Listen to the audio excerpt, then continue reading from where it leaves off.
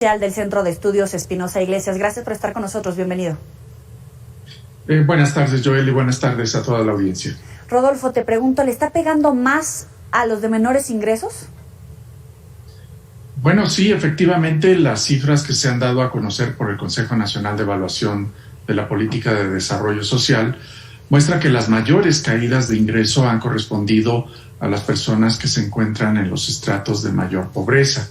Estos en particular se localizan en las zonas urbanas y sobre todo en las grandes zonas metropolitanas del país. En particular, la Ciudad de México es la que ha sufrido pues una mayor situación de pobreza derivada de la pandemia y de su manejo. Así es que sí tenemos pues este aumento en la pobreza, en el costo de la vida y en general de la desigualdad económica en el país. ¿A qué se puede atribuir? Porque es cierto que la pandemia le puso difícil el año a cualquier ciudadano y a cualquier gobierno en el mundo, pero ¿qué se pudo haber hecho para que no fuera una caída de este tamaño? Bueno, sí, la pandemia ha afectado a prácticamente todos los países del mundo, pero también hay que reconocer que no todos los países han tenido el mismo efecto derivado del manejo económico y social de la pandemia. México ha sido uno de los países que menos apoyos ha otorgado a las personas en pobreza, específicamente por la situación de la pandemia. Simplemente se ha conservado pues la serie de transferencias en efectivo, la política social que ya existía de antemano. Así es que eso influye para que se resientan más los efectos del aumento en la pobreza. Y por otro lado, pues la reactivación económica que se esperaba no ha sido con la fuerza que estaba previsto, y esto también tiene que ver con que la política económica pues no se ha puesto a actuar de una forma más decidida, sobre todo estimulando la inversión privada y mejorando la inversión pública en zonas clave del país. Así es que también hay cierta responsabilidad por parte de la política macroeconómica. ¿Qué hay de los programas sociales? ¿Ayudan en algún momento a estas familias que resultan afectadas en corto o a largo plazo?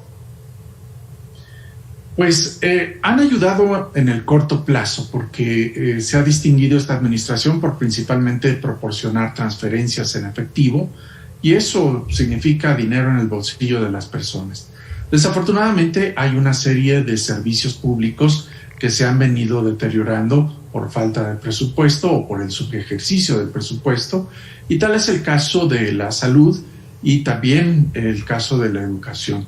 En el caso de la educación, pues las circunstancias han obligado al aprendizaje a distancia, y desafortunadamente la mayor parte de las familias en el país pues no cuentan con los elementos pues para tener una interacción entre los estudiantes y sus maestros que haga más efectivo el aprendizaje.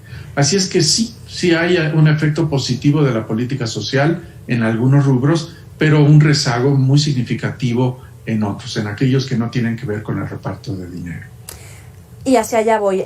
A futuro, tenemos como objetivo a nivel mundial los retos del milenio, reducir el margen y la cantidad de pobres en el mundo. Sin embargo, parece que ese objetivo cada vez nos queda más largo, y la movilidad social en estratos económicos también se ve mucho más complicado. Eso conlleva efectos en la salud, por supuesto, en el desarrollo económico, en el bienestar. ¿Cómo lo está haciendo México, esta administración en particular, en medio de la pandemia, pero también con las cifras que se venían arrastrando y con todas estas omisiones que has mencionado por parte de este gobierno? Bueno, hay algunos elementos que pues particularmente preocupan para impulsar la movilidad social, y estos tienen que ver con la formación de capital humano para las personas, que no solamente pues representa el tener más habilidades para el trabajo, sino también mayor bienestar. Tal es el caso de la salud, en donde pues el presupuesto público se ha venido rezagando respecto a lo que eran los objetivos iniciales de esta administración. Se quería aumentar en un punto del Producto Interno Bruto el presupuesto para la salud. No ha ocurrido, al contrario, ha habido un rezago. En el caso de la educación también hemos tenido problemas presupuestales pues para dar una serie de recursos al ritmo que aumenta la población. Y si acaso, y coyuntural a las elecciones, ha habido un aumento en las transferencias y se ha anunciado que habrá algunas transferencias adicionales a las personas. Esto en su conjunto pues sí nos pone en desventaja para alcanzar los objetivos de desarrollo sustentable y en último término pues tener una sociedad más resistente a situaciones como las que hemos enfrentado el año pasado. Revisando tu cuenta en Twitter, hablabas acerca de la felicidad y del sentido del bienestar. A pesar de estas cifras de que hay más pobres, de cómo lo hemos resentido en la canasta básica, sí por la pandemia, pero incluso antes de ella, a lo mejor tenemos que estar eligiendo entre pagar el aire acondicionado en zonas donde verdaderamente las temperaturas son muy altas, como en el norte del país, sobre pagar alimentos, etcétera. Hay un sentido de bienestar que no necesariamente va a provocar que los mexicanos podamos hacer un voto de castigo a pesar de que la estemos pasando mal, o a qué podemos atribuir ese bienestar o esa felicidad como lo leía en tu cuenta. Bueno, lo que yo mencionaba es que la percepción subjetiva de bienestar de las personas, esta felicidad que sienten las personas, no se ha resentido tanto, pero no es tanto por cuestiones objetivas como el tener suficiente ingreso o servicios públicos de calidad, exacto, sino más bien porque las personas han encontrado en otros ámbitos, sobre todo en la vida familiar, pues apoyos o formas de tener ciertas satisfacciones que el empleo, la seguridad pública, la salud, no se las dan de manera objetiva. Esto lo que significa es que si bien hay que reconocer que los mexicanos son muy resistentes a estas condiciones de crisis en términos de estado de ánimo, pues en términos objetivos no tenemos que confiarnos a que esta situación sea nuestra guía. Y eso no necesariamente se traduce en que pues habrá, digamos, un apoyo irrestricto a las acciones de gobierno existentes. Las personas pueden distinguir perfectamente cuándo su satisfacción se debe a algo que han hecho o a su entorno familiar respecto a las acciones públicas.